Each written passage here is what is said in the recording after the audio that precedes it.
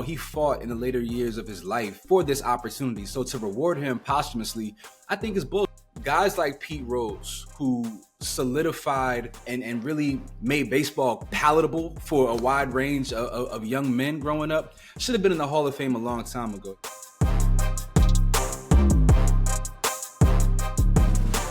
So Pete Rose is now eligible for the Hall of Fame. In a shocking turn of events, MLB Commissioner Rob Manfred removed Pete Rose and other deceased players from the permanently ineligible list. Now, Rose has admitted to betting on games as a player and as a manager. He also spent a few months in federal prison for filing false tax returns, and he was accused of sexually assaulting a minor in the 1970s. However, he is still the hit king. Rodney, should he be in the Hall of Fame? Damn, Samaria, I ain't need his whole rap sheet. I thought we was just keeping it baseball. I don't like this. Pete Rose died last year in October 2024, and I just feel like, he fought in the later years of his life for this opportunity. So to reward him posthumously, I think is bullshit. I think it's unfair, and I think it's almost like it's so cowardice of baseball who still lives or tries to exist in this antiquated way of existence where, they have these arbitrary rules that are, nobody ever really knows. They're not written down anywhere, but, players are subjected to. Guys like Pete Rose, who solidified and really made baseball palatable for a wide range of young men growing up, should have been in the Hall of Fame a long time ago. He never bet on any of his games, right? Like, he never took unders. He never performed poorly.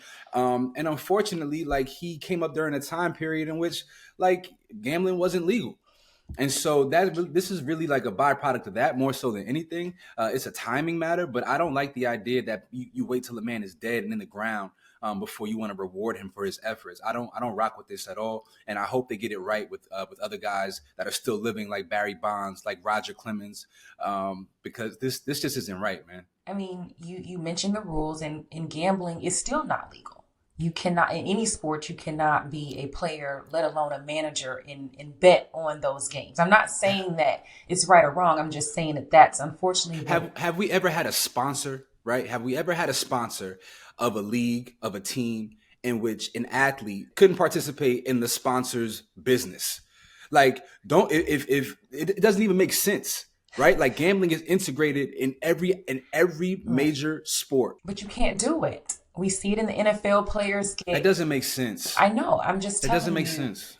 What it is. I do think that he should be in the Hall of Fame. And just like I mentioned all of his positive things, I mentioned his negative things too. And I think that he can, when people talk about the Hall of Fame, they miss out that museum piece too. He should be enshrined into this museum where people can know that he is the hit king. He is the league's leader in hits. And so unfortunately, he does have this past that has kept him out of the Hall of Fame. But I do feel like we should be able to praise all of his accomplishments on the field as well as acknowledge what he's done off the field. I was just going to say that it's interesting that all of this is coming after Trump has come out and said that he was going to pardon Pete Rose as well. He's been a very strong supporter of Pete Rose being in the Hall of Fame as well too. So. Okay, I was unaware of that. Kudos. I give credit where credit is due. Kudos. There's also so even the structure of how we started this conversation. And this is something that I go back and forth with a lot when someone is accused of things. Are we able to separate the person from the professional? And so for me with Pete Rose, all I think about is the baseball player, Charlie Hustle. That's all I think about is Pete Rose, Charlie Hustle, those images of him diving headfirst in the home plate, running guys over, barreling through guys, at home plate. That's the person that I grew up not having watched, but having seen videos of and being like, damn, that guy is amazing. And it's again, very reminiscent of Barry Bonds, who is, by all accounts, the greatest baseball player who has ever lived, even before steroids. If you take his career and you separate it into two different parts, you have post-steroids and pre-steroids. Barry Bonds is a Hall of Famer on both ends of the spectrum. And so, when you have a guy who was playing against other players who were also, messing around with steroids, he didn't have so much more of a decisive advantage. If anything, he was keeping up with the Joneses because he had already established that he was great without it. And so, I really hope that Major League Baseball does something to make at least Barry Bonds' situation right while he's living. Rewarding dead men is not an honorable act. It's not. I'm sorry. While people are still alive and still breathing, we have to be able to acknowledge the greatness that they had and that they've exhibited. It's just I can't even fathom wanting to posthumously reward somebody who for 30 years I could have had the opportunity to give acknowledgement to. Pete Rose, he died kind of a broken man by all accounts. And this one act just would have done so much for his spirit while he was alive. I do, man, this makes me like incredibly sad for him, for his family who campaigned for him to be in the Hall of Fame, Yeah. And he still may not even get in the Hall of Fame because he'll right get now, in. since he's passed away, he will be in the classic era committee ballot. And voters are forced they're asked to consider integrity and character when making that ballot, right? And so depending on who's on this committee, he may not even still get in if they think that his actions in the past do not represent Major League Baseball. Man, whatever. Major League Baseball is, yeah. This is like when the NBA comes out after a game and they're like, "Oh yeah, just so you know, on that last shot, homeboy was fouled." It's like, why do we care now? Like the play is over, bro. Like it's over now. We don't care. And obviously they didn't care either until once he passed away. I think that kind of just opened up this can of worms. Like, okay, well, why didn't we address this before he passed away? Maybe they just took his life for granted and it was like, well, we'll get to it. And then he passed. No, they were very intentional. They knew for a very long time, because he and his family and other members of sports media and other players, they campaigned for I this. know, but that's what I'm saying. They were just like, oh, he'll live forever and we're not going to worry about it. And then when he passed away, now it's, oh, okay, we're going to remove him now off the list because I think that people were putting their feet to the fire. No, baseball just has these dumbass arbitrary rules. They it's like you can't celebrate when you hit a home run. Otherwise, that's showboating. The next time you're up at bat, somebody throws a ball at your head. Bench clearing brawls still exist. Like baseball just has all of these like funky rules that they try to be this honorable sport. Meanwhile, most of the league is built on the backs of tobacco farming and slavery. So those were the original owners of these teams, and for a long time, this league was hell bent on making sure that black athletes weren't a part of the game, and even now we can still see how they minimize their community outreach into urban areas that are here in the United States. Of course, they go international to DR and Cuba and they find ball players there, but here on American grounds, they do a pretty poor job of ingratiating themselves into other communities than the ones that are most popular on the field. That's all I'll say. But outside of Pete Rose, another interesting story that I saw, that this happened earlier this month, but Carl Nassib came out and said that he knew when it was time for him to come out. Double entendre.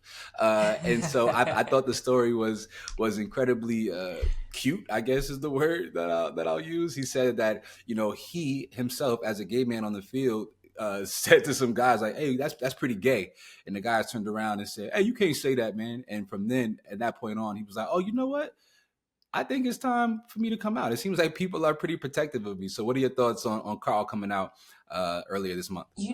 I can remember when Carl Nassib came out. That was 2021, I believe. And then before that, you had the Michael Sam. And we felt like, okay, things were going to change within the inner workings of the NFL. But if you remember when Michael Sam came out, there were a lot of people that were praising him for that. There were a lot of players who said, I'm okay with him. Whatever he wants to do, whatever floats his boat, I'm okay with that. But there were some negative comments, right? And obviously Michael Sam's career didn't last very long. And I think that may be one of the reasons why Carl Nassib decided to kind of wait, and not say anything up front. And if you go and look at his career, it was very short-lived after he came out. But since then, we haven't seen anybody else come out. So I'm like, I don't really know if we need more people to come out to kind of. Well, I was talking about this in my group chat just yesterday, even outside of Carl's story. I live in LA, and so you hear things, you see things, and you would really be surprised at some of the men who are known to creep around with men and transgender people.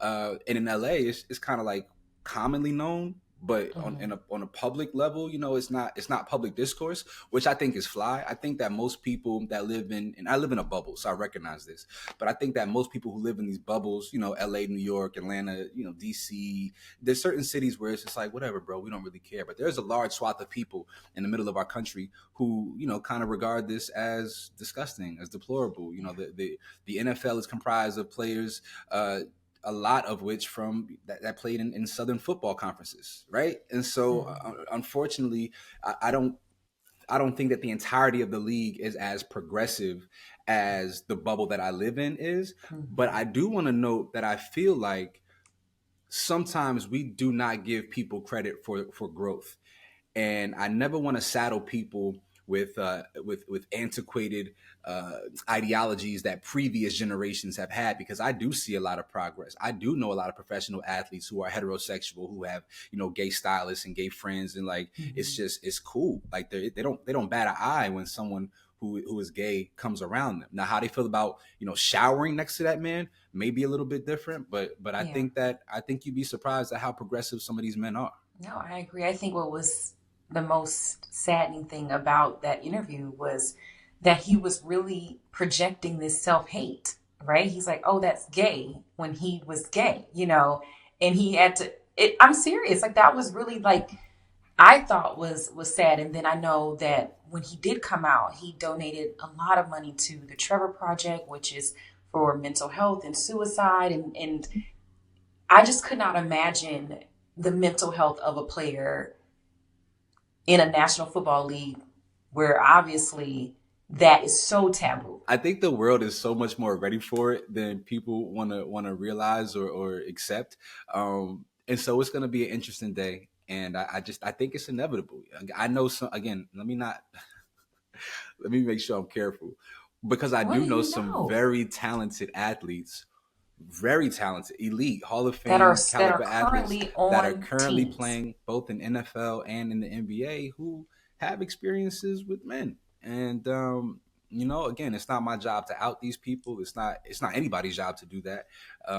But it's widely known, and yeah, if ever they decide to live in their full truth, I think that they'll be embraced in ways that they maybe didn't imagine. There's going to be vitriol because we just live in a Right, time period where exactly. Yeah. people are going to get their negative thoughts off. We know that. It doesn't matter. You can save the world, and somebody's going to have something negative to say.